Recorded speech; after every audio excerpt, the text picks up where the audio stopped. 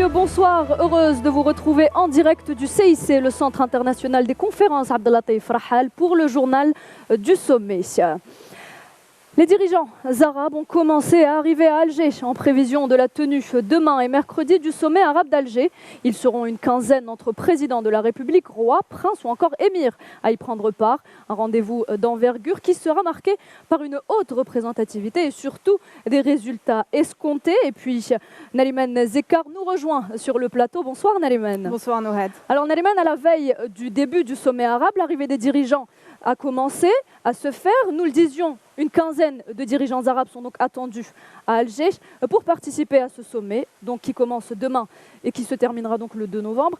Un événement qui se tient à une date symbolique pour l'Algérie, vous le savez, le 1er novembre. Alors Nariman, quels sont les dirigeants déjà sur place ? Alors oui Nohed, le ballet des dirigeants des pays arabes a débuté ce matin. 13 dirigeants sont annoncés pour aujourd'hui. Alors pour l'instant, le président algérien Abdelmajid Tebboune a commencé à accueillir les dirigeants au niveau de l'aéroport international Houari Boumedienne, à l'instar de Othmane Razali, président de la République des Comores, mais aussi le président du Conseil présidentiel libyen, Mohamed Younes Al-Manfi, également le vice-premier ministre du sultanat d'Oman, Assaad Ben Tariq As-Saïd. Nous avons également vu l'arrivée de Macky Sall, le président de l'Union africaine, cet après-midi, suivi de Mahmoud Abbas, le président palestinien, et du président du conseil de direction du Yémen, Rachid Mohamed Al-Alimi. Il faut savoir, Nouhed, que cette arrivée en force des dirigeants des pays arabes représente le mercure de ce sommet, comme annoncé ces derniers jours par les différentes parties ayant participé aux travaux du projet d'ordre du jour du sommet. Alors, nous attendons toujours demain d'autres invités pour enfin pouvoir lancer officiellement les travaux de ce sommet au niveau des dirigeants de la Ligue des États arabes. Très bien, alors merci Nariman. Vous aurez également à intervenir dans les prochaines éditions pour revenir éventuellement sur les autres arrivées de dirigeants arabes. Et puis nous venons d'apprendre que le président irakien Abdellatif Jamal Rachid est arrivé à Alger. Il a été donc reçu par le président de la République, Abdelmajid Tebboune. À noter également l'arrivée d'Abdoulaye Batili, représentant spécial du secrétaire général des Nations Unies en Libye. On l'écoute. Comme vous le savez, le secrétaire général en personne sera là demain. Et moi, en tant que représentant spécial en Libye et chef de la mission des Nations Unies, mission d'appui des Nations Unies en Libye, je suis venu à ce sommet avec l'espoir que cette importante rencontre débouchera sur des conclusions positives pour la Libye et bien entendu pour les pays voisins et le monde arabe. Je suis convaincu que les pourparlers, les discussions qui se déroulent contribueront à trouver une solution durable de paix, de stabilité pour la Libye. Et lors d'un entretien avec l'agence de presse qatari, le président de la République, Abdelmajid Tebboune, a déclaré que le sommet arabe d'Alger représente un nouveau départ pour activer et renforcer l'action arabe commune.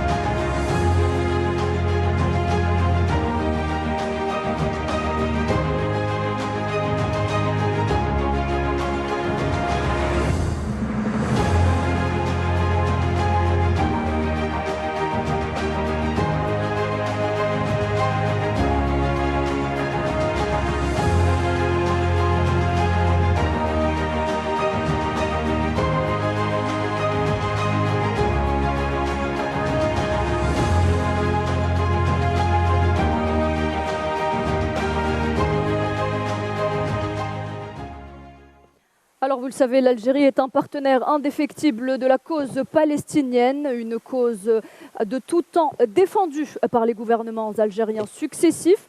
En attendant l'arrivée de tous les dirigeants arabes, le dossier palestinien de nouveau sur le devant de la scène ce matin.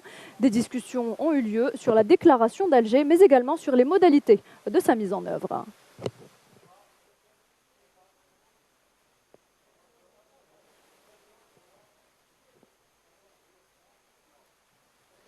Et la déclaration d'Alger a été signée le 13 octobre dernier, rappelons-le, par les factions palestiniennes. Elle se résume en 9 points essentiels, des points sur lesquels revient justement Souad Ben Baatouche. 9 points essentiels avec en pole position la mise sur pied du groupe algéro-arabe chargé de superviser et de suivre la mise en œuvre des clauses de la déclaration d'Alger. L'accord met surtout en avant l'importance de l'unité palestinienne comme base de toute résistance face à l'occupation sioniste, en prônant le dialogue entre factions pour résoudre les différends et adhérer à l'OLP, seul représentant légitime du peuple palestinien. Le document d'Alger consacre le principe de partenariat entre les forces politiques palestiniennes et permettra ainsi une large participation aux prochaines échéances électorales. Il prévoit aussi des mesures pratiques pour consacrer la réconciliation nationale interpalestinienne, renforcer et développer le rôle de l'OLP.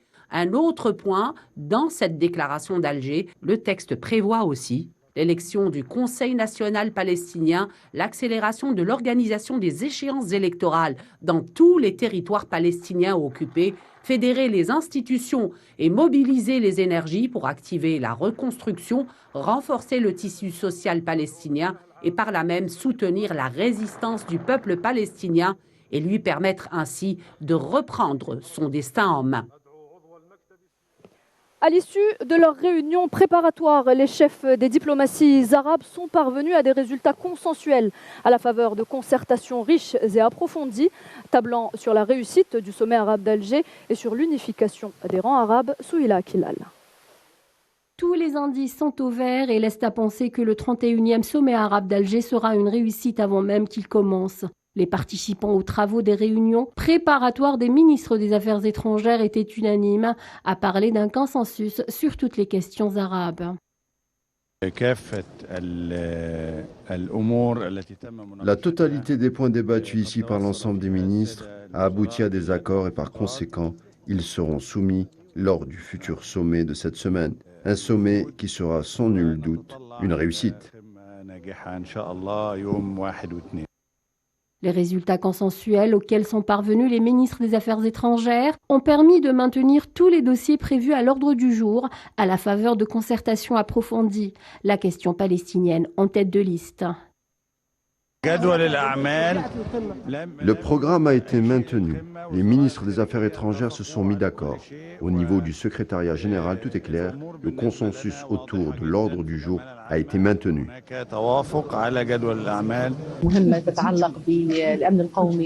Nous avons discuté de dossiers importants, notamment la sécurité régionale des pays arabes. Nous avons également abordé plusieurs questions, notamment le dossier libyen, et convenu qu'il fallait aller directement vers un scrutin pour répondre aux aspirations du peuple libyen, sans oublier le Yémen, la Syrie, le Djibouti, la Somalie, ainsi que la Palestine, qui est la question cruciale et la plus importante. Le 31e sommet arabe est en phase de constituer un tournant décisif pour la relance de l'action arabe commune et le renforcement de ses performances. La réussite du sommet arabe d'Alger se confirme de jour en jour. Et le volet économique a également une grande importance lors de ce sommet d'Alger. Des questions liées à la connexion qu'ont les pays arabes avec le continent africain et les ramifications qui peuvent en découler. On écoute à ce propos Leila Zerouki, chargée spéciale des grands partenariats au sein du ministère algérien des Affaires étrangères. Le monde arabe existe et il relie les 3 continents qui sont l'Asie, l'Europe et l'Afrique. Notre rôle est plus qu'important. Nous devons nous unir et nous entendre. Nous devons mettre de côté les intérêts individuels et privilégier l'intérêt collectif pour construire la protection et la stabilité au sein des États arabes. Et en tête des préoccupations économiques, vous le savez, la sécurité alimentaire aura accaparé presque toute l'attention lors des différentes réunions préparatoires. Le professeur Ibrahim El-Dakhiri, directeur de l'Organisation arabe pour le développement agricole, revient justement sur le caractère éminemment crucial de cet aspect du sommet. Ce sommet est très important dans la mesure où il a circonscrit un cadre au dossier économique, notamment le volet de la sécurité alimentaire. Plusieurs décisions ont été prises à ce sujet. Les pays arabes ont défini les caractéristiques et les projets nécessaires à l'atteinte de l'objectif de la sécurité alimentaire arabe. Un événement de l'ampleur du sommet arabe d'Alger nécessite une couverture médiatique conséquente, dotée des moyens adéquats. Journalistes algériens et étrangers sont à pied d'œuvre justement pour couvrir ce rendez-vous d'envergure. Je vous propose d'écouter le témoignage de Christophe Daume, journaliste français au Monde diplomatique. Il salue le retour de l'Algérie sur la scène internationale. Les premières impressions sont très positives. Elles concernent tout d'abord l'organisation, le lieu. On est dans un niveau de professionnalisme absolument extraordinaire. Les délégations sont venues très nombreuses.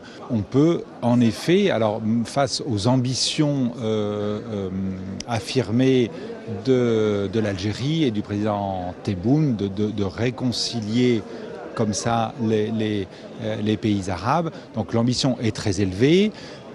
Pour l'instant, on peut espérer que ça puisse réussir.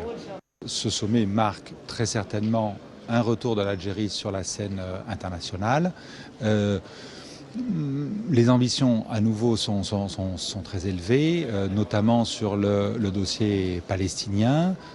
L'Algérie a fait, avec la déclaration d'Alger, un premier pas tout à fait intéressant.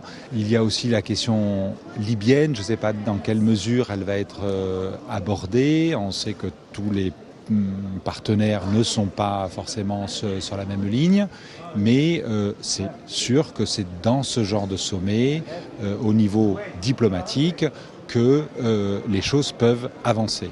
Et là-dessus, l'Algérie est en effet extrêmement moteur dans l'ambition de rassembler l'ensemble des pays arabes. Et voilà, c'est la fin de ce journal du sommet. Merci de l'avoir suivi. Restez avec nous. Je laisse l'antenne à Leïla Gertal, toujours en direct du CIC. Bonsoir Leïla. Bonsoir Nouhed. Et tout de suite, nous commençons par cette couverture spéciale sommet arabe d'Alger.